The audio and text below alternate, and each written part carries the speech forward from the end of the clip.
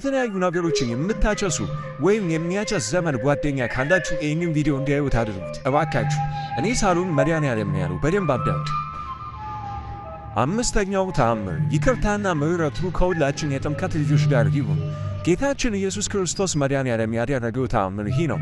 አባታችን ዘራ ብሩክ መድኃኔዓለምን እንደወደደና በየወሩ በ27 ቀን በዓሉን እንደሚያከብር በ16 ቀን ኪዳነ ምሕረትን እንደሚያከብር እንሆ እነግራችኋለሁ። ባለሟልነትን ባገኘ ጊዜ መድኃኔዓለም የእሳት ፈረስና የመስቀል ምልክት ያረፈበትን የወርቅ በትር በሰጠው ጊዜ ወደ ሲኦል ሂድ፣ መሸከም የምትችለውን ያህል ነፍሳት አውጣ አለው። ነፍስ በነፍስ ላይ እንደ ርብ እየተጨናነቁ በሰውነቱ ላይ ታዘኑ።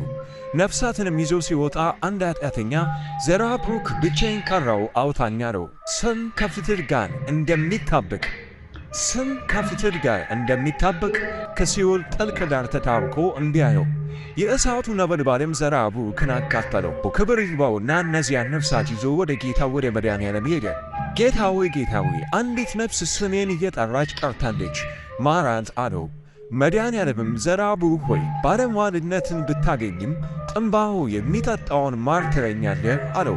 እሱም ጌታ ሆይ እቺ እንጨት በምን ተከፈለች? ከሁሉ ኃጢአተኛስ በምን ትበልጣለች አለው። መድኃኔዓለም የዚችን እንጨት ሥራ በዓለም እርሻ ሰይጣን እንደዘራት አልሰማህምን አለው። ይህችንም የተረገበች እንጨት እንዲህ ብሎ አወገዛት። በአፉ የጠጣት በእጁ የያዛት የዘራት የሸጣት የጥምቀት ልጅ አይደለም፣ በሥጋውም አይጠቀምም፣ ነፍሱም ወደ ሲኦል ተወሰደች። የዚህ ጻድቅ በረከት ያልታዘዝነውን ከመብላት ይጠብቃል።